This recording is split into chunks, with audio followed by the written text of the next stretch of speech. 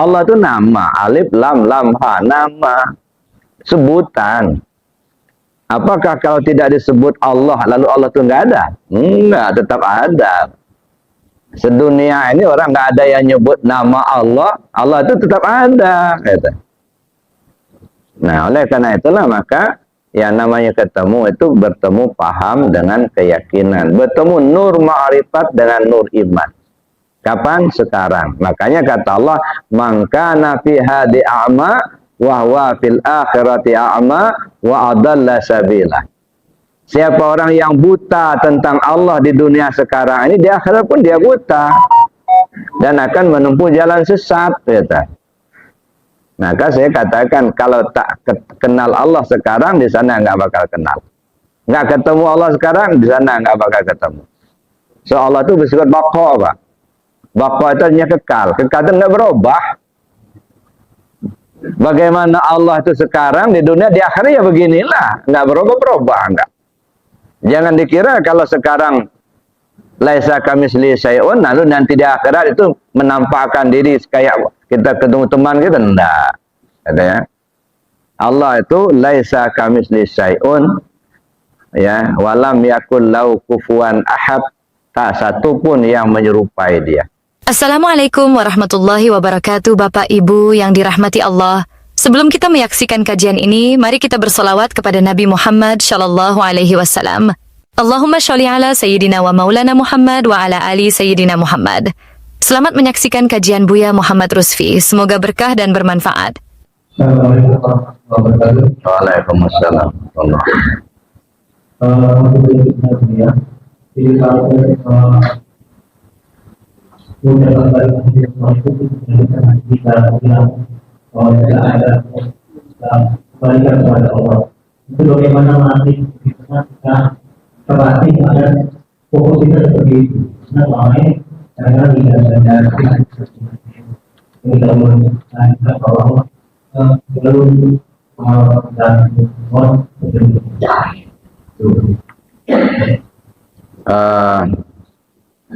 yang ditanyakan apa tadi?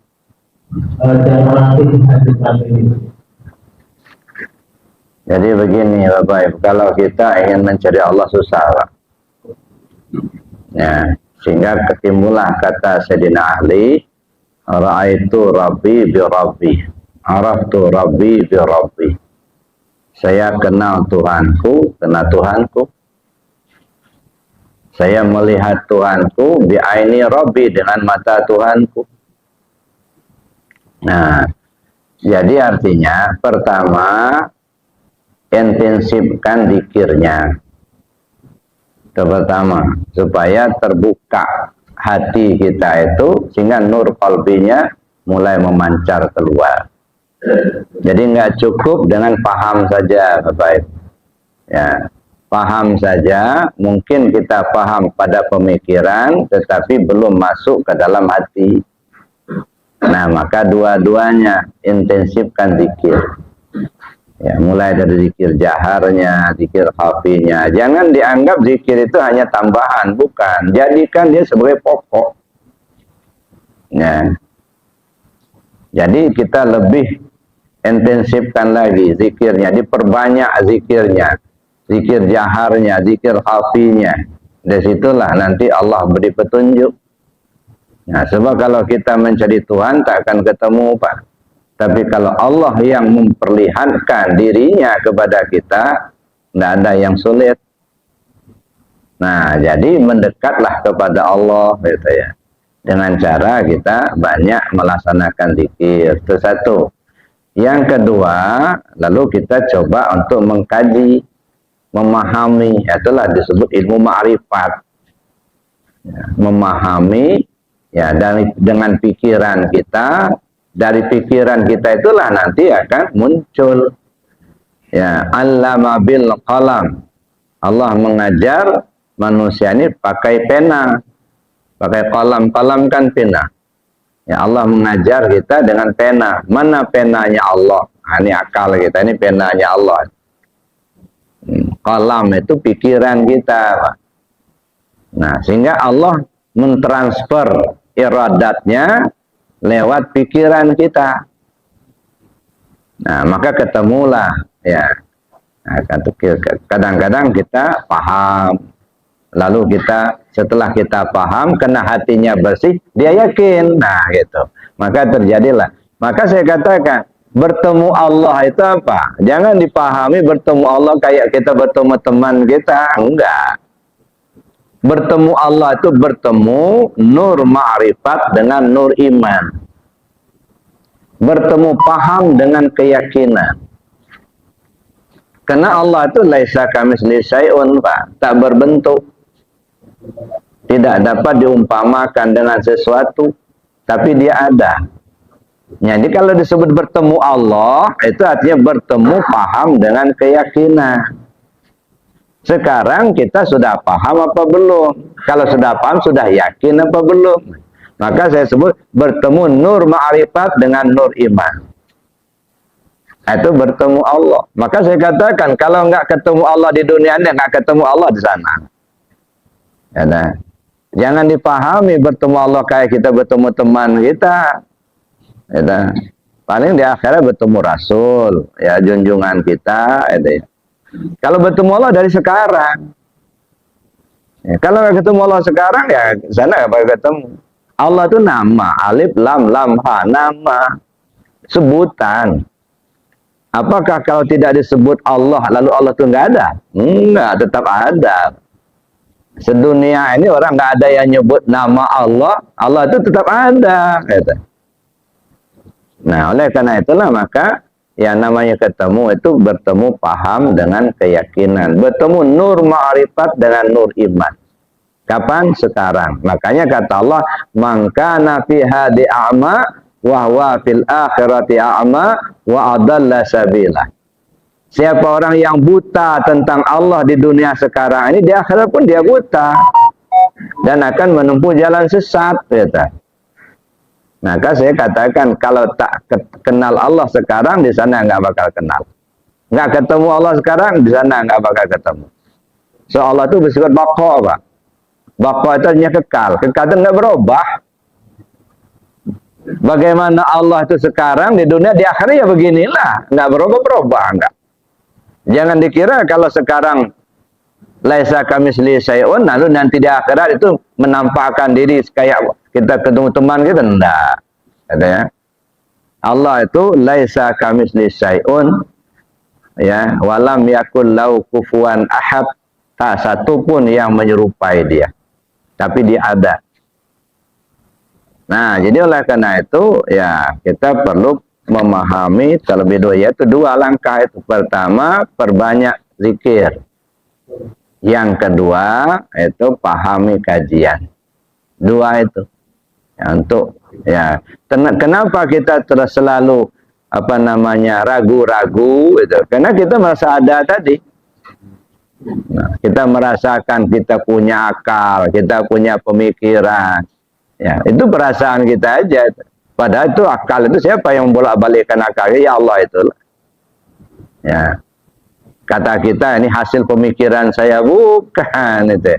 Itu karena Allah menampakkan ya pada pikiran kita, menunjukkan lewat pikiran kita. Sebenarnya yang betul ya Allah itulah. Nah, kita ini kadang-kadang merasa kuasa, merasa hebat karena merasa kita yang punya. Nah, di situ kita masih duduk di syirik itu tadi. Ya, nah, masih ada yang lain. Ya.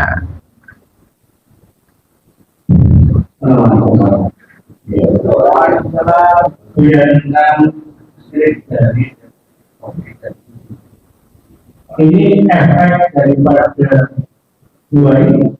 Ini adalah sebenarnya neraka. Tahu saya.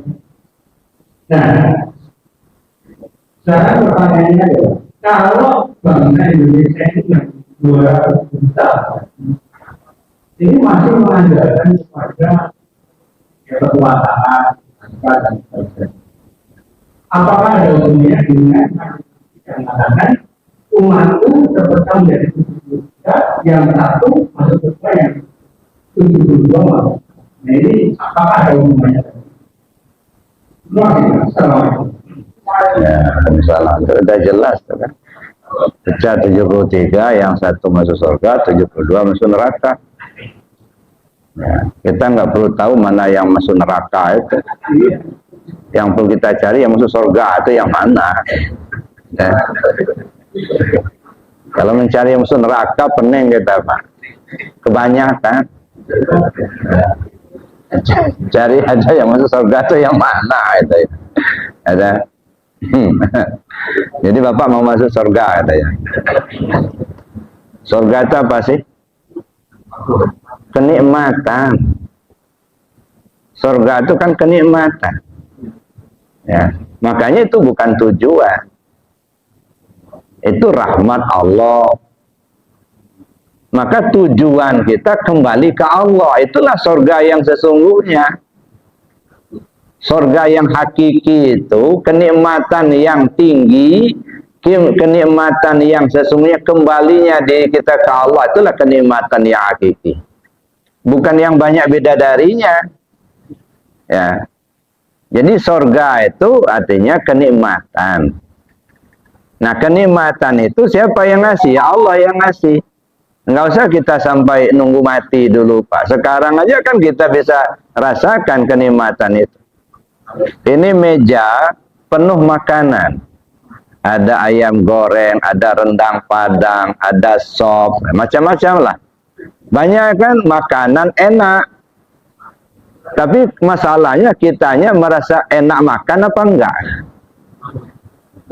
Nah, makanan banyak, makanan enak, cuman kitanya merasa enggak enak makan. Apalah artinya makanan enak kalau kita sendiri tidak merasa enak makan? Makanya lebih baik kita menyembelih ayam sakit asal kita sehat, Pak. Iya. Ayam sakit disembelih, kita sehat, habis dah. Ayam sehat kita sembelih, tapi kita sakit. Ada ngelihat aja enak kata. Makan sop Pak, enggak ada selera. Nah, itu ya. Jadi makanya surga itu kenikmatan. Makanya Allah yang ngasih. Makanan enak belum tentu kita merasakan enak makan. Ada. Makanannya bisa kita beli, bisa kita buat, tapi merasakan enak makan itu rahmat Allah. Kasur empuk kita bisa beli, ya dah. Tapi nikmatnya nyenyaknya tidur, nah itu nggak bisa dibeli. Nah, obat kita bisa beli, tapi sehat nggak bisa dibeli. Nah, Allah yang ngasih. Maka sekarang dari sekarang aja sudah kita nikmati itu. Ya. Cuman mungkin ya, maka disebut surga itu bertingkat. Ya, bertingkat itu bukan seperti kue lapis. Berstrata. Ya, mungkin kenikmatan orang yang kaya raya itu belum nikmat kalau belum penuh meja ini. Ya. Walaupun kadang-kadang nggak semuanya dimakan. Tapi kenikmatan orang yang sederhana nggak penting sepenuh meja itu. Cukup ya ikan bakar, ikan asin bakar, kemudian aspat nasi putih. Yang penting perut lapar. Nikmat. Maka sayur yang paling nikmat itu lapar. Kalau kenyang Pak, walaupun banyak makanan nggak enak juga. Ada. Maka sayur yang paling enak itu lapar. Jadi itu Pak. Jadi surga itu kenikmatan. Kenikmatan itu pemberian Allah begitu. Maka yang diutamakan itu kembalinya diri kita kepada Allah. Itu yang penting. Ya, nah jadi ya bagus pertanyaannya ya. Cuman jangan kejauhan Pak. Ya, jangan mikirin manusia banyak di dunia ini. Kebanyakan mikirin saja diri kita sendiri aja. Biar selesai gitu ya. Ya, kalau mikir orang lain nggak selesai gitu. Ya, jadi kita pening sendiri jadinya. Itu Allah yang berbuat kelakuan. Af'al Allah, ada yang dibuat oleh Allah maling, ada yang dibuat Allah bersedekah, ada yang dibuat oleh Allah macam-macam lah. Ada. Nah sekarang bagaimana kita duduk di tauhidnya Allah itu? Artinya kita pandang semua kelakuan itu bukan kelakuan hamba, tapi kelakuan Allah. Nah, disitulah letaknya yahdillah mayyasha wa yudillu mayyasha. Siapa yang akan disuruh Allah berzikir, siapa yang disuruh Allah benci sama zikir, Allah sendiri yang tentukan. Maka jangan heran kalau ada yang benci zikir. Memang itu skenario. Ya, biar yang ahli zikir itu tetap berzikir atau terpengaruh ujian, Pak. Jadi apa yang kita alami dalam dunia ini sebenarnya ujian. Ya, dah. Jadi ujian itu bukan hanya yang tidak menyenangkan, yang menyenangkan pun ujian. Ya, dikasih duit ujian juga, enggak dikasih duit ya ujian juga itu. Dikasih sehat ujian, dikasih sakit ya ujian. Cuman kita ini terasa sakitnya ketika enggak kita senangin gitu. Ya, sakit betul ketika enggak ada duit. Tapi nggak pernah orang mengatakan saya lagi diuji dan uang banyak, enggak. Tapi alhamdulillah uang saya banyak. Ada. Ya. Tapi begitu nggak punya duit, waduh lagi diuji benaran. Masya Allah. Ada. Padahal dua-duanya ujian. Banyak duit ujian, nggak punya duit ya ujian itulah. Ya. Jadi yang kita lihat itu bukan senang dan tidak senangnya, bukan baik dan buruknya. Yang dilihat itu adalah af'al Allah. Allah memperagakan af'alnya lewat hambanya. Nah, bagaimana kita, itu yang disebut tauhid af'al, Pak. Ya, kita melihat semua perbuatan hamba bukan perbuatan hamba, tapi perbuatan Allah. Ya, nah. Baik atau buruknya yang terjadi atau yang kita alami itu adalah perbuatan Allah. Nah, kenapa perbuatan Allah? Ya, makhluk nggak punya kemampuan untuk berbuat. Yang punya kemampuan kan Allah. Nah, cuman masalahnya kenapa kok digerakkan Allah untuk berbuat jahat? Nah, ini hati-hati. Si Anu itu digerakkan Allah untuk maling. Nah, kenapa digerakkan maling? Sangat boleh jadi ada hal-hal yang ingin ditampilkan Allah. Bisa Allah ingin menghukum yang bersangkutan, bisa Allah ingin memberikan sesuatu yang lebih berharga, dan lain sebagainya. Kenapa kok Allah gerakkan orang itu berjudi? Kan Allah yang menggerakkan. Sangat boleh jadi karena ada harta orang lain yang tersimpan di situ, Allah ingin mengambil, habis hartanya. Ada. Ya makanya, ya di dalam Al-Quran kan jelas, wallahu khalaqakum wa ma ta'malun. Allah yang menciptakan kamu dan apapun yang kamu lakukan. Ya dah. Jadi bukan lagi perbuatan kita merasa kita yang berbuat. Nah, bagaimana kita merasakan itu bukan perbuatan kita, tapi Allah lah yang berbuat. Maka saya bilang tadi, nggak usah mikirkan kalau banyak orang, Pak. Sedunia ini, ya, ada yang 73 golongan, 72 masuk neraka, 1 masuk surga, gitu ya. Itu informasi yang kita terima, gitu. Nggak usah ditelusuri siapa-siapa yang masuk neraka. Gitu. Pening pula kita nanti. Nah, cuman kira-kira arah untuk masuk surga itu seperti apa? Nah, diri kita sudah mengarah ke sana apa belum? Itu aja kan. Ya, arah untuk masuk surga itu seperti apa, gitu ya. Nah, sekarang diri kita sendiri sudah mengarah ke sana apa belum? Itu aja. Saya kira itu, Pak, ya. Ya, ya ada yang lain, silakan. Ya, ya.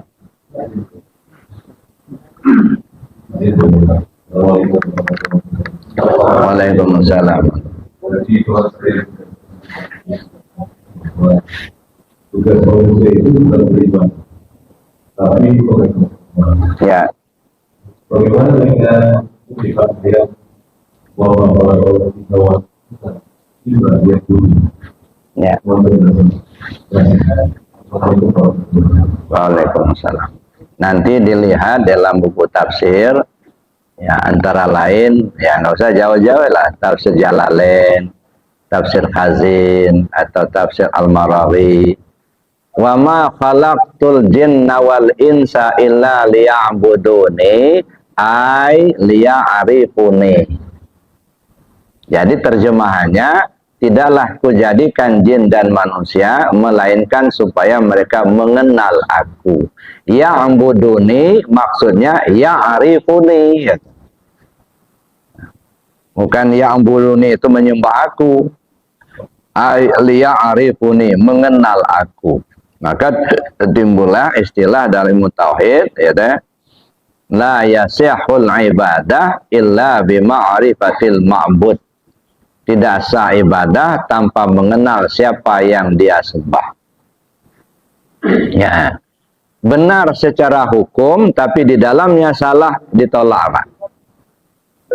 Nah, ini yang disyaratkan dalam sebuah cerita yang dulu mungkin pernah saya ceritakan. Ada seseorang abid yang rajin betul ibadah lahiriahnya. Ya. Sampai-sampai sejadahnya dari batu sampai cekung. Ya, saking sering digunakan untuk ibadah. Tapi giliran dia mau mati, datang Israel. Israel coba tanyakan dulu sama Allah, kalau saya mati, surga tingkat berapa tempat saya? Langsung dijawab oleh Allah, tempatmu neraka tingkat 7. Nah, apa yang bisa kita ambil dari cerita itu? Rajin ibadah secara lahiriah, tetapi di dalamnya salah. Yang kamu lakukan ibadah karena mengejar surga aku. Kau kan kenal aku enggak? Berarti di dalamnya syirik, Pak. Ada. Benar secara hukum, tapi salah secara intikad. Nah, makanya diperlukan pertama kali itu liya'rifuni, mengenal aku. Nah, setelah kita mengenal, nah barulah disuruh kita beribadah. Ya, kata kita ibadah itu apa sih? Menyembah. Menyembah itu apa? Menyerah. Ya. Jadi hamba. Kita ini kan kadang-kadang belum jadi hamba Allah nih. Belum beribadah. Beribadah itu menyatakan diri kita sebagai hamba. Kalau hamba itu nurut apa maunya Allah, bukan apanya maunya kita. Nah, kita ini kadang-kadang masih upahan sama Tuhan. Baru tunggang-tunggi salat 2 rakaat sudah minta pahala, minta upah. Apa sudah jadi hamba itu? Belum, masih upahan. Nah, jadi karena itu Bapak Ibu, yang namanya beribadah itu artinya menghambakan diri kepada Allah. Nah, kalau sudah menghambakan diri kepada Allah, karena dia sudah kenal sama Allah itu, nggak mau dia menyerahkan kalau dia nggak kenal. Nah, maka diutamakan pengenalan dulu, ya. Jadi mengenal Allah itu dulu. Nah, kenal yang kita kenal itu tentu bertahap, ya. Ada kenal nama, kenal sifat, kenal af'al, kenal zat. Ya, ketika kita menyatakan ada sesuatu, ini ada. Nah, yang namanya wujud kan ada. Kita ambil satu contoh, ini ada. Gelas ini kan ada. Namanya apa? Grand. Itu nama. Mana sifatnya? Bentuk. Bulat, agak kecil di bawah, besar di atas. Itu sifat. Namanya grand, sifatnya bulat. Mana af'alnya? Af'al itu perbuatan. Perbuatan meninggalkan bekas. Apa itu? Gelas. Ini af'alnya. Jadi namanya asma'nya grand, sifatnya bulat, af'alnya gelas. Mana zatnya? Air. Itu zatnya grand. Jadi kalau saya katakan, tolong ambil grand, itu berarti ngambil air, Pak. Nggak ada artinya kalau saya minta sama Pak Suryadi, tolong Pak, ambilkan grand. Lalu Bapak datang bawa kertas selebar 2 jari, ada tulisan grand. Ini grandnya, ya. Nggak itu yang kita maksud. Yang dimaksud grand itu airnya ini. Jadi sesuatu yang ada wujud, itu ada 4 itulah. Ada zat, ada sifat, ada asma, ada af'al. Zatnya mana? Air. Ya, sifatnya mana? Bulat. Ada. Af'alnya mana? Gelas. Namanya mana? Grand. Nah, begitulah dengan kita. Allah itu bersifat wujud. Wujudnya Allah ada zat, sifat, asma, dan af'al. Ada nggak sama kita? Wa fi anfusikum afala tubsirun. Dalam dirimu kenapa kau tak lihat? Aku ada di dirimu, kenapa kau nggak tahu? Makanya beberapa waktu yang lalu saya katakan ada pemahaman ma'rifat dari talqin mayat, saya bilang. Ya, ada mayat sudah dikubur di tanah, sudah selesai. Duduklah seorang ustaz, lalu dia mengatakan, wahai fulan bin fulan, kalau datang dua orang malaikat kepadamu, janganlah engkau takut, karena mereka juga hamba Allah. Mereka adalah Munkar dan Nakir. Kalau mereka bertanya kepadamu, siapa Tuhanmu, siapa Nabimu, siapa imammu, kemana kiblatmu, siapa saudaramu, jawablah dengan lisan yang fasih, Allah Tuhanku, Muhammad Nabiku, Baitullah kiblatku, Al-Quran imamku, kaum muslimin muslimat saudaraku. Kapan? Ketika jenazah sudah dikubur. Ya kan? Jenazah yang mana?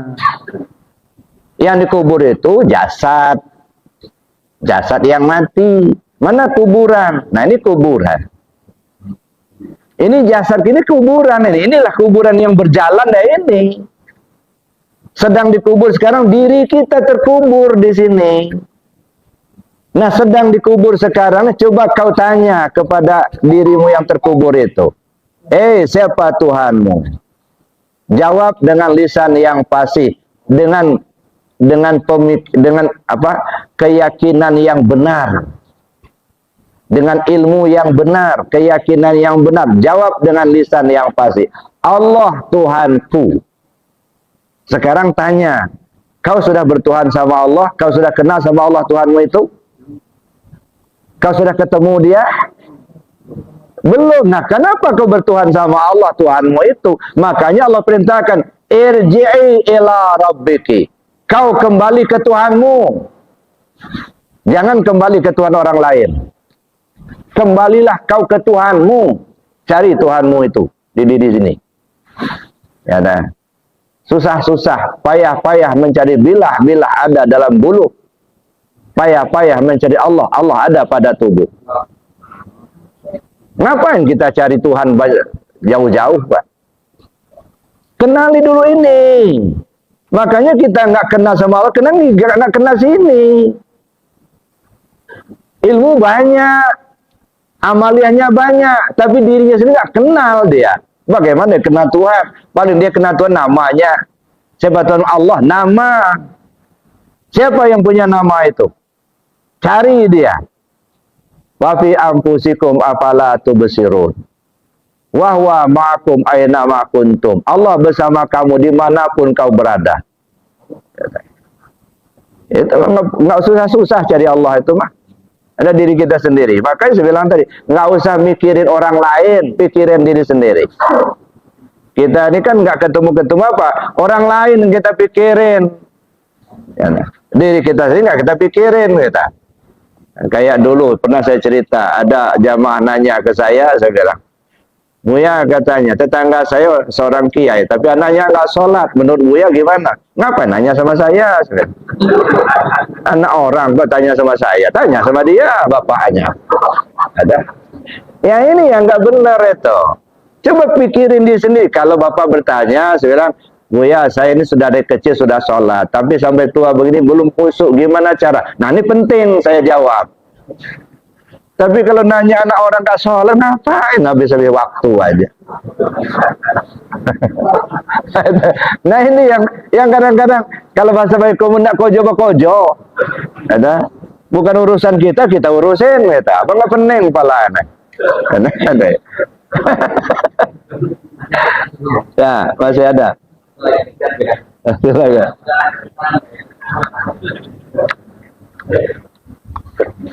Assalamualaikum warahmatullahi wabarakatuh. Waalaikumsalam warahmatullahi wabarakatuh.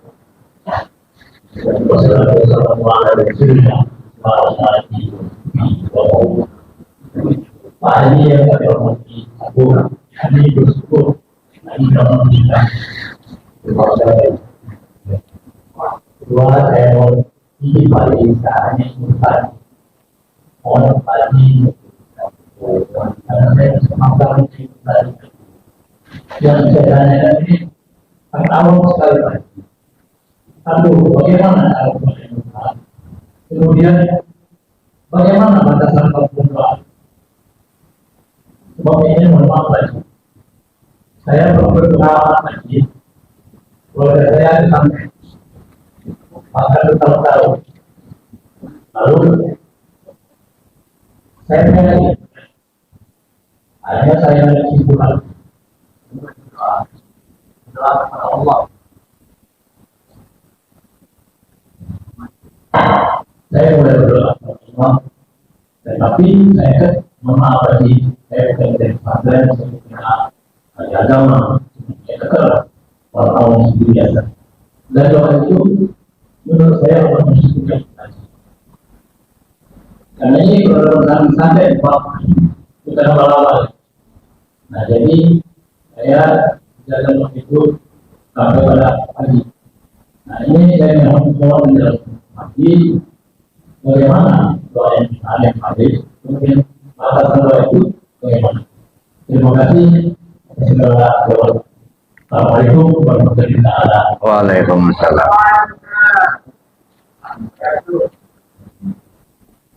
Di dalam Al-Quran disebut ud'uni astajib lakum. Kamu berdoa, aku yang perkenankan. Ya, jadi setiap doa kita itu ada 3 kemungkinan, Pak. Pertama, dikabulkan langsung. Apa yang kita minta langsung dikabulkan oleh Allah. Tujuannya menguji kesyukuran kita kepada Allah. Kita bersyukur enggak? Ada ya. Itu satu. Yang kedua, ditunda. Kita orang tua berdoa, terkabulnya sama anak. Nah, kan tertunda. Itu. Atau kita berdoa sekarang, sekian tahun yang akan datang, baru terkabul. Ini menguji kesabaran kita. Jadi kalau dikabulkan langsung, menguji kesyukuran. Bersyukur enggak sama Allah? Nah, kalau ditunda, menguji kesabaran enggak kita? Ya, masih percaya sama Allah apa enggak? Gitu. Ada yang ditolak, tidak dikabulkan sama sekali, menguji keyakinan kita kepada Allah. Masih yakin enggak kau sama Allah? Gitu ya. Jadi kalaupun kita berdoa sebenarnya Allah lah yang berkehendak apa dikabul atau tidak.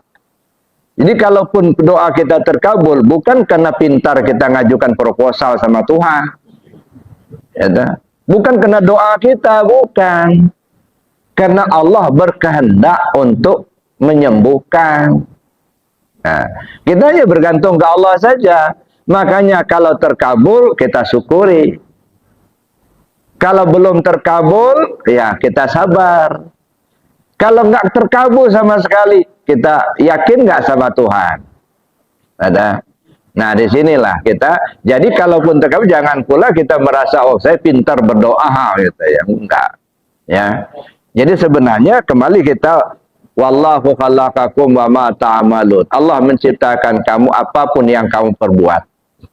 Jadi sebenarnya kalaupun terkabul bukan karena doa kita, tetapi karena Allah berkehendak untuk memberi. Nah, ada ya. Jadi saya kira itu, Pak ya. Jadi batasannya itu kembali ke Allah. Ya, dikabulkan atau tidak dikabulkan, jangan lepas pegangan kepada Allah. Ya, ada kadang-kadang kita, saya kira kena santet, itu mah kena asbab saja itu, Pak. Jangan terlihat santetnya. Nggak ada yang bisa membuat sesuatu kecuali Allah yang mengizinkan. Sangat boleh jadi sebabnya macam-macam. Ada sebabnya mungkin disantet orang, ada sebabnya kena masuk angin, ada sebabnya kena salah makan. Itu mah asbab itu. Ya, jadi kita jangan terpaku dengan asbab, Pak. Ya, tetapi kita langsung ke Allah. Ini Allah lah yang menguji kita. Maka kita tidak perlu tahu siapa yang menyantet, siapa yang berbuat, tidak usah. Walaupun ada orang tukang santet, yang menggerakkan tukang santet siapa? Allah juga. Alangkah banyaknya orang yang disantet oleh tukang santet tapi nggak kena. Karena Allah nggak izinkan. Nah gitu. Jadi kita jangan lepas pegangan kita ke Allah. Apapun sebabnya. Ya. Nah, ketika kita berdoa terkabul, nah kita syukuri. Ya, la in syakartum la azidannakum. Kalau kamu syukuri, nanti ku tambah nikmatku, kata Allah. Tapi kalau tertunda, kita sabar. Ya, tak ada yang bisa bersabar kecuali bersama Allah. Innallaha ma'as sabirin. Hanya orang bersama Allah yang bisa sabar. Nah, yang ketiga, kalau tidak dikabulkan, itu nguji keyakinan kita sama Allah. Masih percaya sama Tuhan apa enggak? Nah, ini bahaya nanti. Bisa lepas pegangan itu. Nah, itu Pak. Jadi batas berdoa itu tidak ada batasnya. Silakan berdoa semampunya. Tapi cara-cara berdoa itu kan minta. Ya. Ud'uni astajib lakum, mintalah padaku, aku perkenankan. Cuman masalahnya ada orang minta mekik-mekik di pinggir jalan, Pak. Ya nggak dikasih lah. Kalau minta datanglah ke rumahnya. Ya, ngomong yang bagus gitu ya. Ya. Ya, so makanya ada hamdalah dulu, kemudian sholawat, kan gitu kan. Datang ke rumahnya. Mana rumahnya? Qalbul mu'minin Baitullah. Itu hati orang mukmin itu Baitullah. Datanglah ke rumahnya. Kita ini kan nggak terkabul, kenapa? Mekik di pinggir jalan. Nggak datang ke rumahnya. Coba datang ke rumahnya.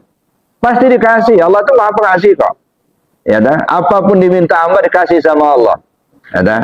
Nah, cuman itu kita datanglah ke rumahnya, gitu ya. Karena itu Allah Maha Bijaksana. Gitu. Nah, itu Pak.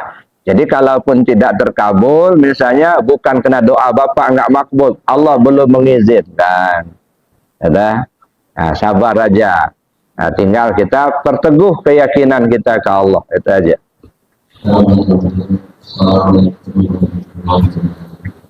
Waalaikumsalam. Terkadang kita dihadapkan pada dua kondisi. Yang pertama mengenai penyakit kemampuan diri. Yang kedua menghadapi kondisi yang bahwa kita tidak akan terkontaminasi.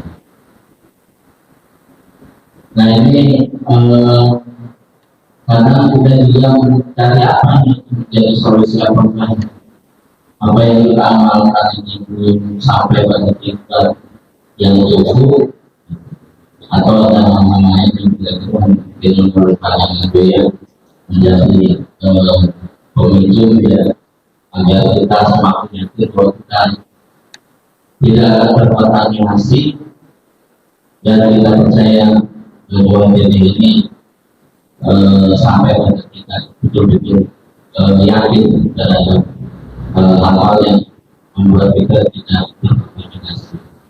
Kemudian yang kedua ya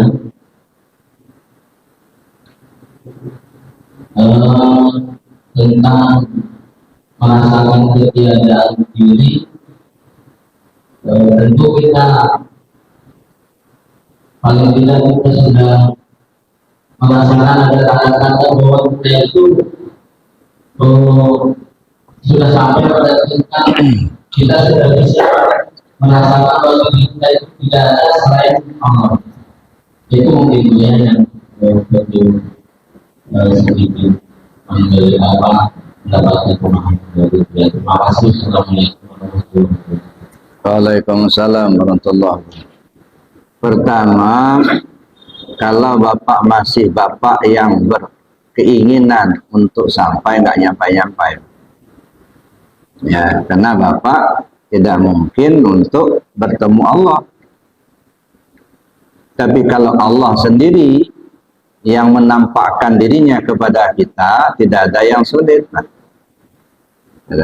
Oleh karena itu, maka laksanakan amaliyahnya, zikirnya, enggak usah berpikir kapan nyampainya. Ya, ini enggak dinamakan zikir jahat, zikir tapi kok enggak nyampai di mana? Yang nyampai itu pahamnya, Pak. Ketemu Allah itu bukan ketemu seperti kita ketemu teman kita, atau bertemu Allah dalam mimpi, enggak, atau ketemu warna, atau ketemu cahaya, bukan. Allah tidak berbentuk, ya. Allah bukan cahaya, ya. Allah itu bukan warna. Nah, bertemu Allah itu bertemu ma'rifat dengan nur ma'rifat dengan nur iman, ya. Bertemu nur ma'rifat dengan nur iman, bertemu paham dengan keyakinan.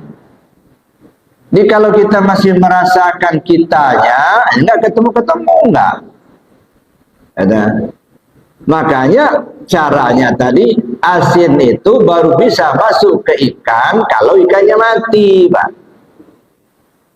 Kalau Bapak masih merasa kita masih berusaha, kita masih beramal, kok enggak ketemu-ketemu? Ya karena memang Bapak merasakan Bapak yang ketemu Allah, ketemu, Pak. Ada. Jadi caranya gimana? Matikan Bapak itu, gitu.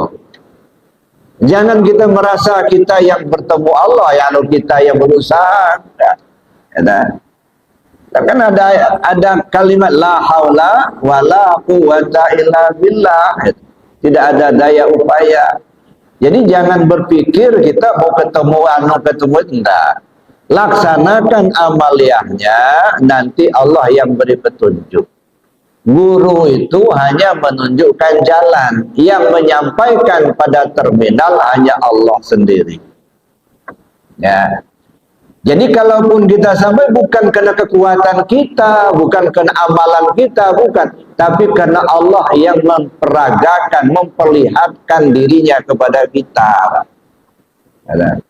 Kalau Bapak masih merasa punya kekuatan, punya kemampuan untuk beramal, punya usaha untuk mencari Allah, gak akan ketemu. Makanya sampai kata-kata Sayyidina Ali bilang, ra'aitu rabbi bi'aini rabbi. Saya melihat Tuhanku dengan mata Tuhanku sendiri, bukan dengan mataku. Dan saya memandang Tuhanku, melihat Tuhanku sebelum aku memandang sesuatu, kata Abu Bakar As-Siddiq. Saya melihat Tuhanku terlebih dahulu, baru saya pandang sesuatu. Jadi dia melihat Allahnya dulu, baru dia memandang sesuatu. Ya, jadi gitu, Pak. Jadi artinya, kalau kita berusaha untuk dapat, usaha kita hanya sebatas amalan. Kapan ketemunya, Allah lah yang menentukan. Ya. Jadi maka jangan diilusi, Pak. Allah kayak begini, kayak begitu, enggak. Ya, Allah itu bukan ilusi, bukan angan-angan. Jadi kita menyembah Allah satu kepastian. Maka salah satu caranya itu tadi, matikan dirinya terlebih dahulu, gitu ya. Nah, kalau sudah kita matikan keakuan diri kita, maka yang muncul hanya Allah semata. Tadi kan sudah gamblang saya katakan, gitu ya. Ya, kita punya ruh, kata kita. Ruh itu kan menghidupkan. Dan Allah kan ruh. Nah, ruh ini kan fungsinya kan gawinya banyak. Ketika dia masuk ke dalam tubuh kita, menjadi hiduplah kita, nyawa namanya. Ya, ruh itulah. Ketika dia bisa membedakan mana yang benar, mana yang salah, mana hak, mana batil, itu akal namanya. Ketika dia punya keinginan, nafsu namanya. Ketika dia punya memahami, hati namanya. Nah, jadi ketika masuk ke mata, basar namanya. Ketika dia mendengar, sama namanya. Ya, ruh itulah. Ada. Maka pandanglah yang banyak, terlihat satu. Mana pandang yang banyak? Coba dipandang yang banyak, terlihat satu. Ya, nggak usah kita keluar, ke diri sajalah. Pandang ada basar, ada sama, ada hayat, gitu ya. Ada kodrat, ada iradat. Itu kan banyak. Nah, satu itulah itu. Jadi jangan kita terkecoh dengan istilah-istilah yang banyak itu. Itu kalau di diri kita. Nah, kalau kita keluar, ini manusia ini banyak. Ya, yang kita nih, 1, 2, 3, dan seterusnya itu. Semuanya hidup pakai hayat Allah. Coba tunjuk tangan, ada nggak yang hidup tidak pakai hayat Allah? Nggak ada kan? Semua kita hidup pakai hayat Allah. Nah, yang dilihat tuh hayatnya itu, Allahnya itu. Jangan lihat bentuk-bentuknya, ada yang berkumis, ada yang berkumis. Bukan itu yang dilihat. Ya. Nah, kita ini tidak ubahnya seperti buih lautan, Pak. Coba lihat buih lautan, ya dah. Menggulung-gulung kan ombak, gitu kan, ada buihnya. Buih lautan itu laut apa bukan? Ya laut itulah itu. Ya, buih itu nggak akan ada kalau nggak ada laut, kan? Ya dah. Buih itu ya laut itulah. Ombak itu laut apa bukan? Ya ombak itu laut itulah itu. Jadi jangan melihat hanya di buihnya, pada ada ombaknya, lihatlah lautannya. Ya, ya gitu Pak ya. Jadi artinya tugas kita amalkan zikirnya, pahami kajinya. Nah, bagaimana Allah menarik kita, menampakkan dirinya pada kita sehingga kita paham, Allah sendiri yang tahu. Ya, maka kita nggak bisa mengklaim, oh saya paling pintar, saya paling tahu, nggak usah Pak. Yang paling tahu itu Allah, bukan kita. Ya, makanya Mas Syafi'i bilang, siapa orang belajar tasawuf di waktu pagi, di sore hari dia bodoh. Maksudnya apa? Ketika kita belajar masih merasa pintar, kita yang tahu, kita yang hebat. Begitu kita belajar tasawuf, hilang kepintaran kita. Ternyata yang pintar Allah, yang tahu itu Allah, yang hebat itu Allah. Nah kitanya bodoh. Ya kita ya jadi bodoh. Kenapa? Yang pintar Allah, nggak ada manusia yang pintar, enggak ada. Dan jangan dipelesetkan. Kan ada sebagian orang mempelesetkan. Imam Syafi'i aja anti tasawuf katanya. Ya, ungkapan Imam Syafi'i kalau orang belajar tasawuf waktu pagi, sore dia bodoh. Bodoh di sini bukan bodoh idiot, Pak. Bodoh di sini merasa tidak tahu, karena yang tahu itu Allah. Merasa tidak punya ilmu, yang punya ilmu itu Allah. Gitu. Ada lagi ungkapan, siapa orang belajar tasawuf selama 40 hari, maka dia tidak akan menjadi normal. Nah, bagi orang yang nggak paham, akhirnya anti tasawuf. Masa kita nggak normal katanya. Ada yang kita haruskan, kita harapkan menjadi normal. Nah, kita kalau belajar tasawuf nggak normal. Nah, ini tidak normal bukan artinya negatif, Pak. Maaf, yang normal kalau di sebalik dinding itu nggak kelihatan kan, Pak? Itu normal. Orang belajar tasawuf yang Allah bukakan hijabnya sehingga dia muka syafa, jangankan sebalik dinding, sebalik pulau kelihatan sama dia. Itu nggak normal. Yang normal diucapkan dengan mulut dulu baru kedengaran, kan itu normal kan? Orang yang belajar tasawuf Allah bukakan hijab hati saja dia sudah tahu, itu nggak normal.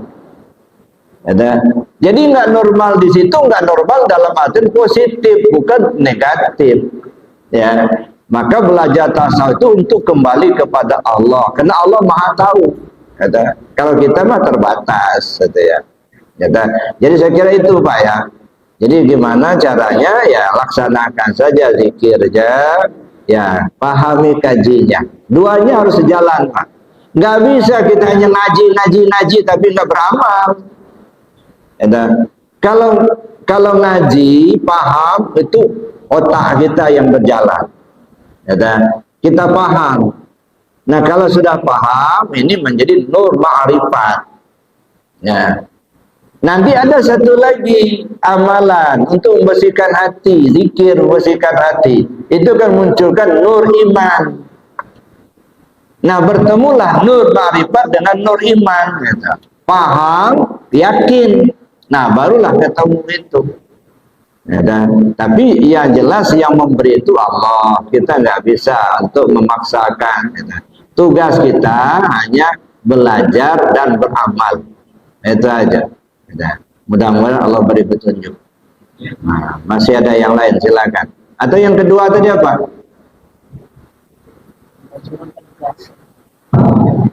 Sudah jawab. Sudah. Nah, alhamdulillah. Ya. Ya. Apa namanya? Saya tertarik tadi dengan yang normal atau yang tidak normal. Nah kalau kita flashback zaman dulu, ya, kan banyak orang yang macam kembali itu Pak. Ustaz punya mereka itu betapa lama-lama itu Ustaz itu mungkin betul-betul mengingat Allah, tapi kalau kita lihat secara kasat mata mereka betapa kan tidak sholat gitu Buya itu, tapi mereka sakti-sakti gitu Buya itu. Bagaimana mereka? Itu saja. Nah, jadi begini, untuk belajar ilmu ketuhanan itu ada dua metode. Yang pertama disebut metode kerasulan, yang kedua metode kewalian. Itu metode. Kalau metode kerasulan, kita belajar dengan orang yang masih hidup, dengan materi yang bisa kita pikirkan, bisa kita baca, bisa kita hafalkan. Nah, ada materinya, ada gurunya, nah, kita pahami, itu metode kerasulan. Ada metode kewalian, ini biasanya banyak bertapa. Nah, dari makam ke makam, ya kan? Dari hutan ke hutan, ya banyak bertapa. Ya. Nah, kalau memang ya jalurnya bagus, insya Allah mereka juga sampai kepada Allah. Nah, itu satu. Yang kedua, nah sekarang bagaimana niat kita? Niatnya ingin kesaktian atau niatnya ingin kembali ke Allah? Kalau niatnya kesaktian, banyak juga orang sakti tapi tidak kembali ke Allah. Ya, bisa terbang tapi tidak duduk di tauhid. Yang kembali ke Allah itu duduk di tauhid. Yang selamat hanya yang duduk di tauhid. Yang sakti-sakti, kalau dia tidak duduk di tauhid, maka dia tidak akan selamat. Maka dia akan muncul lagi dengan ilmunya itu. Mungkin jadi naga berinsang, mungkin jadi harimau. Yang sekarang yang Bapak maukan itu kesaktian atau kembalinya ke Allah. Nah, kalau kesaktian nggak usah, Pak. Ya, kalau misalnya orang belajar bisa terbang, ya nggak usah mencari belajar ilmu ketuhanan, belajar aja sama burung. Burung itu nggak pernah belajar, nggak pernah sekolah, Pak, tapi bisa terbang dia. Ya. Jadi kalaupun melihat kita ada orang bisa terbang, dia oh hebat, nggak usah. Belum tentu dia tunduk kepada Allah. Ya. Jadi yang kita maukan itu bukan kesaktian, bukan kehebatan. Ya, kadang-kadang orang salah kaprah, udah belajar tasawuf seolah-olah sudah menjadi sakti, bisa terbang, bisa tahan bacok, bisa tahan tembak. Saya pikir nggak akan ke arah sana. Kalau sekedar tidak tahan, kalau sekedar untuk tahan bacok, nggak usah belajar tasawuf, Pak. Cari saja rantai babi, Pak. Ya, itu aja, beli aja rantai babi itu, pegang itu, tahan bacok itu. Kalau hanya itu yang dimaukan, gitu ya. Tapi bukan itu, gitu. Atau kita berteman aja sama jin misalnya, gitu. Tapi dikendalikan oleh jin, bisa menghilang apa? Bisa tahu, tapi dikasih tahu sama jinnya. Itu bukan itu yang kita mau. Kembalinya diri kita ke Allah, itu yang pokok. Nggak ada yang sakti di dunia ini, Pak. Yang sakti itu Allah, gitu. Ya makanya kalau kita sudah belajar tasawuf, betul-betul merasa tak punya apa-apa, kosong sekosong-kosongnya. Kita nggak punya ilmu, tak punya kekuatan, la haula wa la quwata illa billah. Jadi jangan terpikir kita belajar tasawuf itu supaya bisa terbang, itu bisa jadi dukun, nah, bisa jadi apa namanya tahan bacok, itu nggak usah. Kalaupun terjadi, itu artinya Allah lah yang melindungi kita. Kalaupun misalnya kita belajar tasawuf, mungkin Allah takdirkan kita misalnya, ya ada orang sakit minta air, kita doa-doa, itu sembuh. Itu bukan karena doa kita, karena Allah lah yang menyembuhkan. Nah, saya kira itu, Pak, ya. Jadi kalau ada orang belajar tasawuf sudah nggak sholat lagi, gitu ya, biarkanlah saja mereka seperti itu, kita nggak usah ikut. Sholat itu kan syariat, amaliah syariat. Syariat itu kan kerja tubuh. Nah, jadi kalau tubuhnya masih ada, masih perlu bersyariat. Kecuali tubuhnya nggak ada lagi. Jadi syariat itu jangan hanya dikira sholat aja syariat. makan syariat, berbaju syariat, bercelana syariat, gitu ya. Jadi kalau mau tinggalkan syariat, tinggalkan semua, Pak. Jangan tanggung-tanggung. Ya enggak berbaju, enggak bercelana lagi, gitu ya. Ya enggak makan, ya udah enggak sholat ya enggak apa-apa. Ada kok yang di jalan-jalan itu telanjang bulat, mereka itu jalan enggak sholat itu, enggak apa-apa. Ini enggak yang dikira syariat itu cuma sholat sama puasa aja, makannya 3 piring. Macam ini nih. Nah, itu sesat orang begitu. Nah, itu makanya saya katakan yang begitu bukan tasawuf, tasawuf. Oh, dan tasawuf namanya itu. Tubuhnya masih gendut, begitu masih makan banyak, malah nggak puasa lagi, katanya udah nyampai kepada Tuhan. Katanya. Allah, yang begitu-begitu nggak usah diikuti, Pak. Kata, kita ini ingin kembali kepada Allah sesuai dengan tuntunan Allah dan Rasul. Selamatkan tubuh, selamatkan hati, selamatkan nyawa, selamatkan rahasia diri. Kapan? Sekarang. Selamatnya kemana? Selamat kembali kepada Allah. Maka saya bilang, tubuh kembali ke Allah. Maksudnya apa? Aktivitas kehidupan keseharian mengacu kepada aturan Allah dan Rasul. Yang halal ambil, haram buang. Perintah laksanakan, larangan tinggalkan. Itu namanya tubuh yang sudah kembali ke Allah. Hati kembali ke Allah, terpaut hati hanya ke Allah saja. Tak tersangkut lagi dengan yang lain. Tak tersangkut dengan duit, jabatan, makhluk, enggak. Tersangkutnya hati hanya kepada Allah. Ini namanya hati kembali ke Allah. Kemudian nyawa kembali ke Allah. Tahu betul siapa itu nyawa. Bukan punya kita lagi. Rahasia diri kembali ke Allah. Tahu betul kita rahasia itu siapa.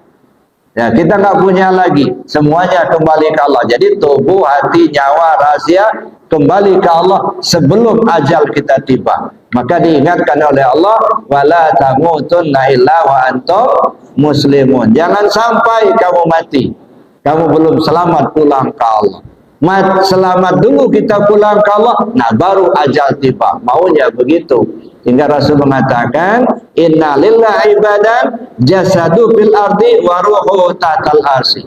Allah punya banyak hamba yang jasadnya lagi di bumi tapi ruhnya sudah ke aras. Ini namanya dia sudah kembali tapi belum pulang. Nah, itu maunya begitu. Banyak yang sudah pulang tapi tidak balik. Ada sudah kesasar kemana-mana. Nah, itu kita nggak mau begitu. Sekarang demikian, Pak. Ya, masih ada satu lagi. Silakan.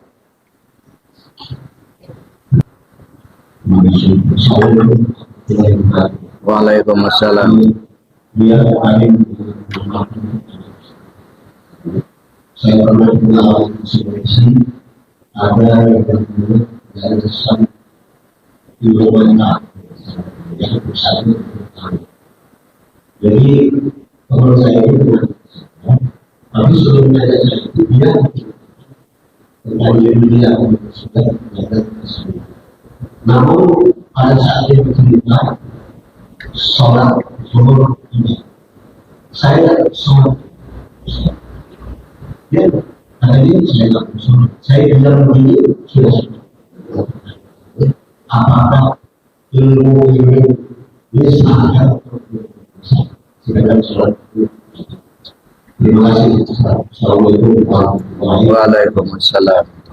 Nah, disinilah yang perlu kita cerna, kita luruskan, Bapak Ibu. Di sholat ini ada 3 tingkatan. Ada sholat syariat sesuai dengan waktu-waktunya. Kalau syariat kan kerja tubuh, Pak. Ya, jadi namanya syariat itu kerja tubuh, ya, ucapan dan perbuatan. Jadi sholat berdiri, ruku, i'tidal, sujud, itu namanya sholat dalam ilmu syariat. Sholatnya tubuh. Jadi kalau dia tidak mengerjakan itu, berarti dia tidak menghargai tubuhnya sendiri. Itu satu. Ada yang disebut sholatul wusta. Kalau sholatul wusta itu artinya ingat hati ke Allah, itu sudah sholat.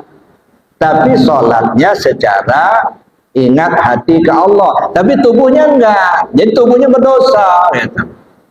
Jadi walaupun dia sholat diam, sudah sholat benar, sholat secara hakikat.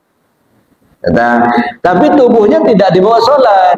Jadi hatinya selamat, tubuhnya masuk neraka. Nah, jadi nggak bisa, Pak. Ya, satu itu salatul wusta, itu artinya hati yang ingat ke Allah. Ada lagi namanya salatul daim. Salatul daim itu penyaksian zat kepada sifat. Nah, ini yang dikatakan orang sudah sholat terus menerus gitu. Sehingga dia tidak lagi melakukan salat syariat. Menurut saya ini keliru. Sebab ketiga macam ini harus terbawa baik secara syariat maupun di luar syariat. Dalam artian ketika kita sholat 5 waktu, berdiri, ruku, tidak sujud, maka zikir yang 4 macam itu harus terbawa. Zikir syariat, zikir tarekat, zikir hakikat, zikir ma'rifat. Ya kan? Nah, zikir syariatnya apa? Itu berdiri, ruku, tidak sujud, itu zikir syariatnya. Zikir tarekatnya apa? Ingat hati ke Allah. Zikir hakikatnya mana? Dirasakan. Siapa yang sholat, siapa yang menyembah, siapa yang disembah. Zikir ma'rifatnya mana? Dipandang. Ya kan? Siapa yang dipandang, apa yang dipandang, nah perlu pengkajian lebih jauh. Jadi akumulasi, Pak, ketika kita sholat secara syariat tadi. Jadi kalau yang dikatakan tadi, saya sudah sholat, ingat aja sudah sholat, benar hakikatnya, tapi tubuhnya enggak. Ada haji misalnya begitu. Haji itu apa? Yang sampai ma'rifatnya kepada Allah, sesungguhnya dia sudah haji. Tapi hakikatnya yang haji, tubuhnya belum. Nah, apa tubuh perlu haji juga? Kalau dia punya kemampuan secara ekonomi, fisiknya kuat, dia wajib haji ke Mekah. Itu haji syariat. Jadi ini yang kadang-kadang, ya kalau bahasa Lampung segabo, Pak. Ya, campur aduk. Ya, mestinya diletakkan pada posisinya. Yang syariatnya begini, yang tarekatnya begini, yang hakikatnya begini, yang ma'rifatnya begini, gitu. Jadi mentang-mentang dia sudah jadi hakikat lalu syariatnya gugur, masih punya tubuh enggak? Masih. Nah, masih punya wajib syariat. Kecuali kalau tubuhnya nggak ada lagi. Jadi saya pikir nggak usah diikuti, Pak, yang begitu itu. Ya, rusak kita jadinya. Benar dia sudah sholat secara hakikat, tapi syariatnya belum, gitu. Jadi jangan dicampur aduk, gitu. Apa artinya? Ya, maaf Bapak Ibu ya. Kalau yang di luar makan rendang, ya kan? Ayam goreng kan enak. Yang di dalam ada kotoran. Kalau kotoran yang keluar digabung sama rendang, kira-kira enak nggak? Nah, itu. Ini rendang padang enak, ayam goreng enak. Di dalam ada kotoran. Dikeluarkan kotoran, digabung sama rendang. Bukan lagi enak makan, Pak. Ya, malah nggak mau makan jadinya. Ya, maksudnya yang di luar tetap di luar, yang di dalam tetap di dalam. Nah, jangan mentang-mentang sudah ada di dalam, di luar sudah ditinggal. Nggak benar. Tetapi ketika kita melaksanakan yang di luar, yang di dalam ikut serta, gitu. Ada Allahu Akbar kata mulut, tapi hati kita paham mana yang Allahu Akbar itu. Siapa yang sholat, siapa yang disembah, siapa yang menyembah, paham kita. Itu namanya apa namanya? Yang di luar kita kerjakan, yang di dalam pun kita pakai. Saya kira demikian, Pak. Makasih. Waalaikumsalam warahmatullahi wabarakatuh. Pertanyaannya masalah zikir dan doa. Saya ingin bertanya zikir dari Allah boleh amalkan setelah sholat sunnah seperti badiah atau sholat sunnah.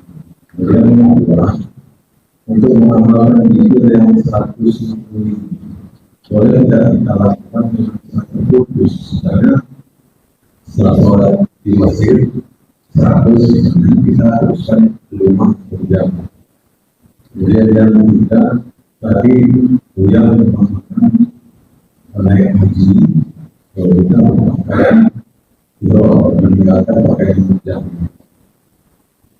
Pertanyaan saya, kenapa perempuan tidak seperti ini?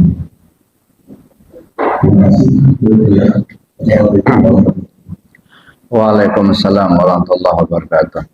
Pertama kita pahami zikir dengan kalimat la ilaha illallah itu ada dua model, Pak. Ada namanya zikir darajat, ada namanya zikir hasanat. Kalau zikir hasanat itu asal menyebut kalimatnya tanpa metode, tanpa guru itu sudah beramal, sudah dapat pahala. Tapi untuk meningkatkan kualitas diri kita di hadapan Allah mesti kita menggunakan zikir darajat. Zikir darajat itu zikir yang bersanad. Artinya bukan hanya kita mengamalkan karena kita sudah tahu kalimatnya, tetapi kita menerimanya dari guru yang memang ahli zikir. Itu zikir bersanad. Jadi kita ngamalkan zikir la ilallah, ngambilnya dari mana? Dari si A ngambil dari mana? Dari si B dari mana? Dari si C. Betul, namanya bersanad terus sampai kepada junjungan kita Nabi besar Muhammad SAW. Itu namanya zikir tarekat. Nah, kalau zikir tarekat itu artinya kita menerima pembelajaran tentang zikir secara langsung dari orang yang ahli zikir. Nah, ketika kita menerima itu yang mengajarkan sudah menjadi guru, wasilah untuk sampai ke guru-guru yang lain, sampai kepada Rasulullah. Makanya ya yang namanya pembimbing ya rohani itu bukan penceramah, tapi pembimbing rohani. Artinya kita guru-guru yang mengajarkan zikir, yang mengajarkan, membimbing ruh kita untuk usul kepada Allah. Dalam bahasa tasawuf namanya mursyid.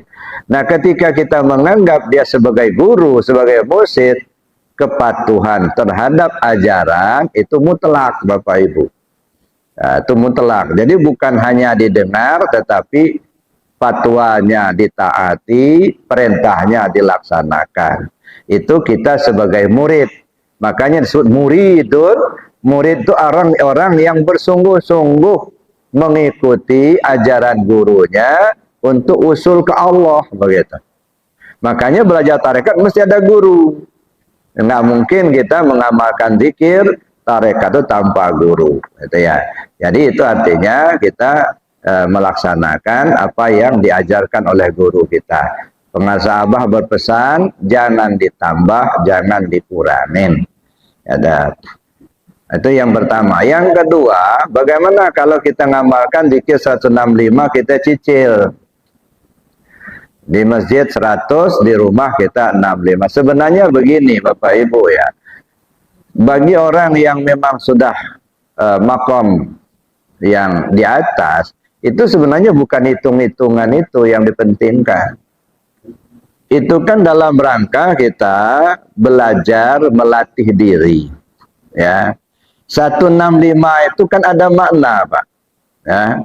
Apa itu 1, apa itu 6, apa itu 5? Maka di sini pentingnya kaji. Islam, iman, dan ihsan.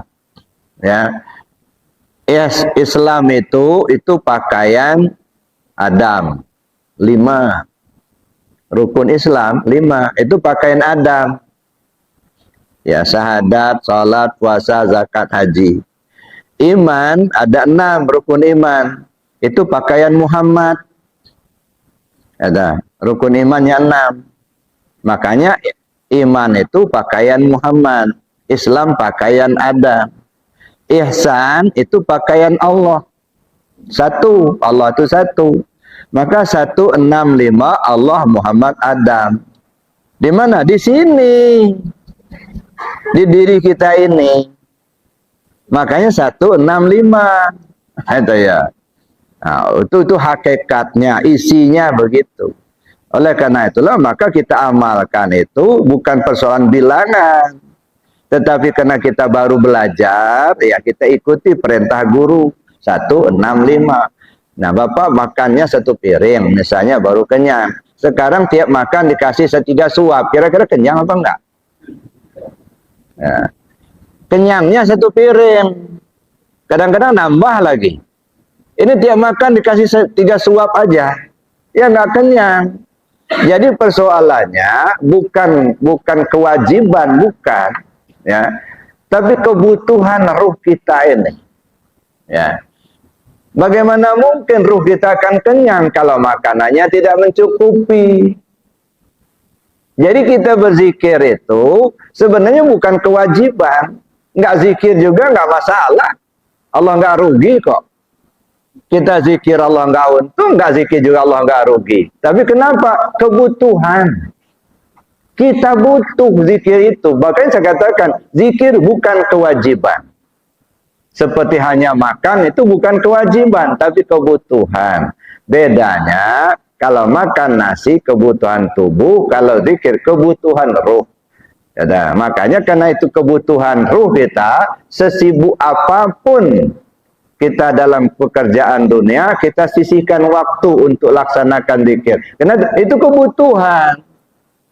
Sama dengan kita makan, sesibuk apapun pekerjaan kita, kalau perut lapar, tinggalkan pekerjaan, makan dulu. Gitu.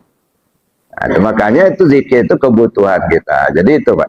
Jadi kalau secara syariatnya silakan saja. Selesai sholat di masjid, mau zikir 165 di rumah, nggak masalah. Ada. Cuman masalahnya, kata Nabi, waktu yang paling afdal itu setelah selesai sholat. Jangan beranjak dulu, itulah waktu yang mustajabah. Ada. Tapi kalau kita sudah beranjak dulu, sudah lain lagi ceritanya. Makanya setelah selesai sholat, kita langsung zikir, langsung berdoa, langsung istighfar. Karena disitulah waktu yang mustajabah. Jadi waktu yang mustajabah itu apa? Pertama, selesai sholat. Yang kedua, di tengah malam, sepertiga malam terakhir. Kemudian ada lagi waktu khatib duduk antara 2 khutbah. Itu waktu yang mustajabah. Ya, selesai sholat, waktu khatib duduk di antara khutbah pertama kedua dan sepertiga malam terakhir. Itu waktu. Kalau tempat mustajabah, ini tempat. Ya, pertama ya disebut dengan di Multazam antara Hajar Aswad dengan pintu Ka'bah, yang kemudian di Raudhah. Itu tempat. Tapi kalau waktu itu selesai sholat, kemudian antara khutbah pertama kedua khatib duduk di mimbar, kemudian sepertiga malam terakhir. Nah, menggunakan kesempatan itu gitu ya. Jadi boleh saja ya. Ya, kadang-kadang kan begini, ada ya mungkin kita selesai sholat, mungkin ada kepentingan, kita langsung pulang. Nanti selesai sholat duha, baru zikir. Ya silahkan aja, nggak masalah. Ya kan? Itu yang kedua. Yang ketiga tadi, apa tadi? Oh ya, karena begini Pak, disebut laki-laki itu termasuk perempuan. Ya kan? Jadi kalau kita disebut laki-laki, misalnya ada satu kalimat disebut laki-laki, termasuklah di perempuan. Tapi kalau disebut perempuan, laki-laki nggak masuk. Nah, itu isyarat saja. Jadi isyaratnya ya bahwa laki-laki pakai ihram itu artinya kalau sudah disuruh kepada laki-laki itu memberi isyarat kepada makna yang terkandung untuk semua, baik laki atau perempuan. Tapi dalam prakteknya secara syariat cukup laki-laki saja. Nah, yang ibu-ibu menutup bagian tubuhnya saja. Artinya menutupi aurat. Karena aurat wanita itu seluruh tubuh kecuali muka dan telapak tangan. Ya, akan repot Pak kalau kalau perempuan pakai ihram kayak kita laki-laki. Nah, makanya itulah kebijaksanaan Allah dan Rasulnya. Ya, cukup laki-laki saja. Ya, syukur, untung betul nggak pakai kayak ihramnya laki-laki. Nggak bisa kita bayangkan gimana ribetnya. Ya, tutup satu, buka satu. Nah, ya. Tapi kalau laki-laki kan gampang, gitu Pak. Tapi walaupun laki-laki yang disuruh, tapi maknanya meliputi laki dan perempuan. Ya, nah, artinya kita membuang sifat kehambaan untuk memakai sifat ketuhanan. Ya, itu semua orang gitu. Saya kira itu Pak maksudnya. Mungkin ada yang lain? Ada, silakan. Nah.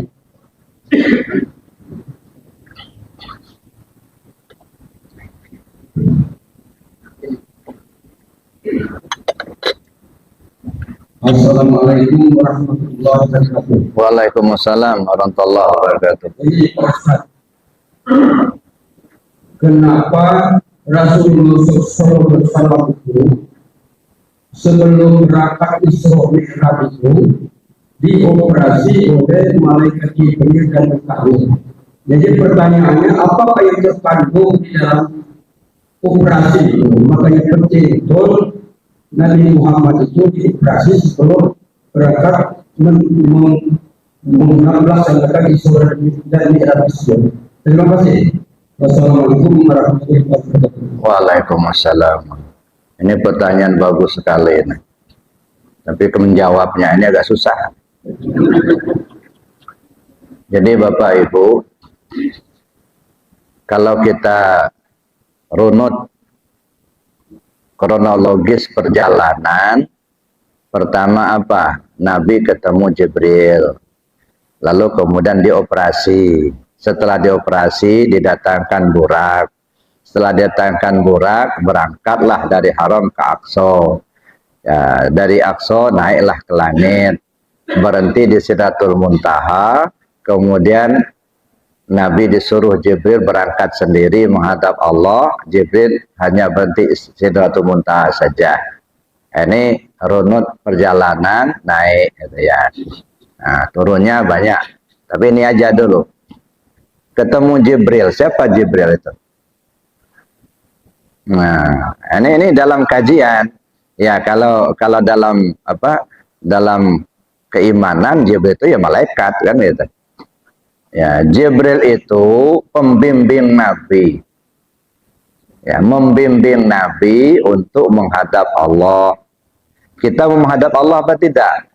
Semua manusia akan menghadap Allah. Oh, kalau begitu harus ada pembimbing, Pak.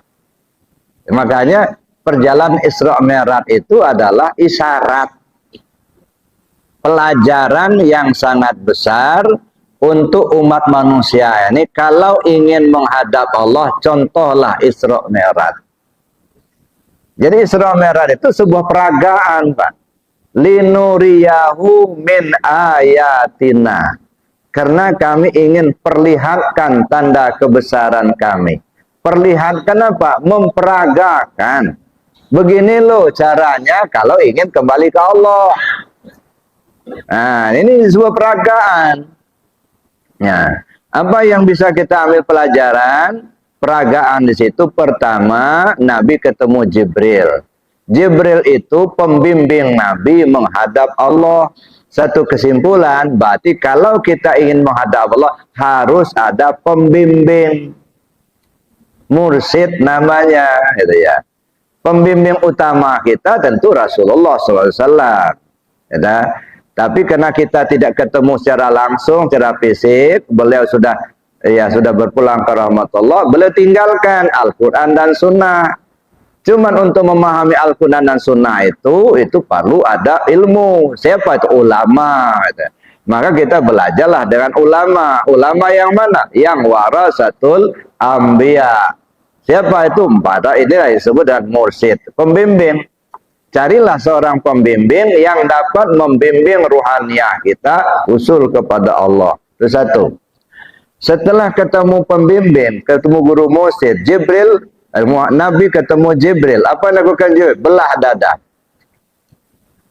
Kenapa dada dibelah? Jantungnya dikeluarkan. Untuk apa? Dibersihkan. Intinya apa? Pembersihan. Dada lambang fisik. Jantung lambang hati batin.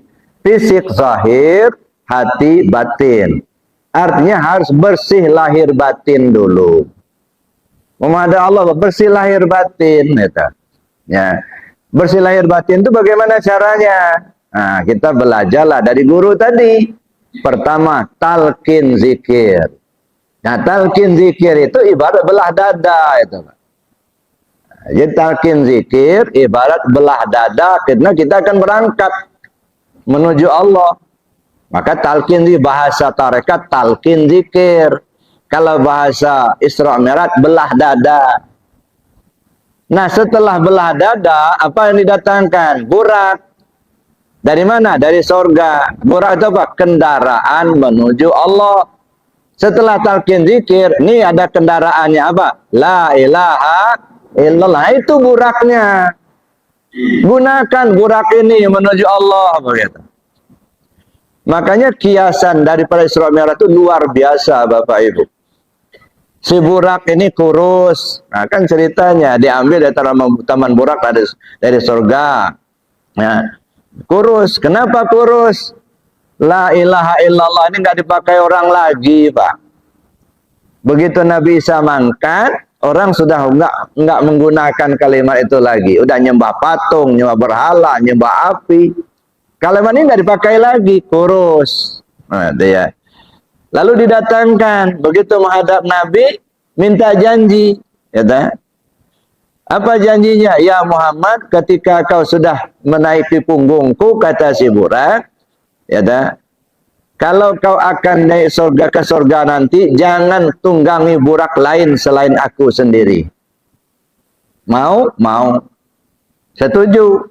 Kalau Nabi mau masuk surga, tidak boleh nunggang burak lain kecuali burak aku sendiri, kata si burak. Sebagai tanda persetujuan, tolong tanganmu yang mulia itu taruh di punggung saya dulu, kata si burak.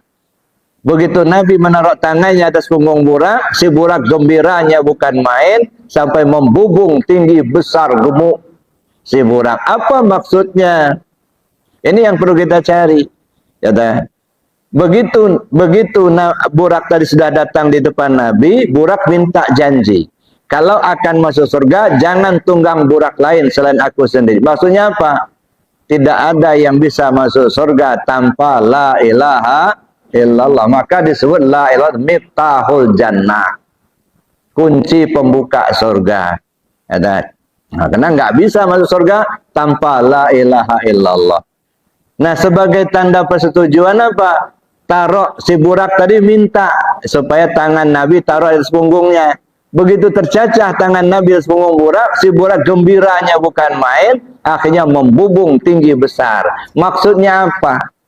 Kalimah la ilaha illallah yang tadi sudah ditinggalkan oleh orang, tak diamalkan lagi, didakwahkan Nabi dalam waktu yang relatif singkat, mencacahkan tangan di punggung burak. Sebentar. Hanya 23 tahun, 22 tahun, 2 bulan, 22 hari. Menyebar ke seluruh jazirah Arab, bahkan sampai ke Persia. Ini namanya gemuk lagi si burak tadi. Nah, barulah kemudian, ya, si burak tadi sudah gemuk, akhirnya Nabi naik ke atas burak. Dikendarai, diamalkan zikirnya, gitu. Sudah dikasih burak tapi nggak dipakai menghadap Allah, gitu. Ditambat aja di belakang. Kadang-kadang kasih makan bola. Gitu. Nah ini, artinya diamalkan. Jadi itu isyarat, Pak. Ya, jadi artinya dibersihkan zahir dan batin. Maka dibelah dadanya dulu, pembersihan zahir dan batin. Itu kira-kira isyarat. Ini kalau saya uraikan terus nanti sampai jam 8 belum selesai, Pak. Ya, nah, itu gambarannya. Alhamdulillahirabbil alamin.